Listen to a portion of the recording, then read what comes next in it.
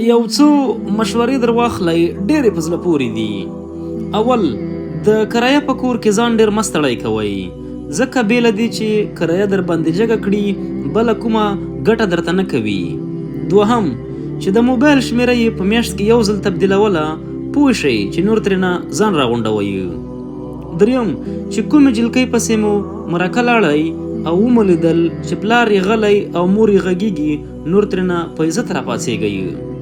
څلورم چې د واده په سهار چا درته وویل چې د ښځې تر ښایست اخلاق ډېر مهم دي، یوازې سر ورته وخوځوئ، دا بدبخته زوی نور مه چیړئ. پنځم چې شاګرد د استاد د پوښتنې نه وروسته خپل څټ وګرو نور وخت پرې مه ضایع کوئ او ترېنه تېرېږئ. شپږم چې تخلص او لباس یې د عمر او حیثیت سره نه برابر نور یې عقل مه تول کوئ. اووم چې له ځان نه ښکته کس لکه میرمن او یا ګارنیسون سره زیاتی وکړ نور یې نوم په خوله مه اخلئ.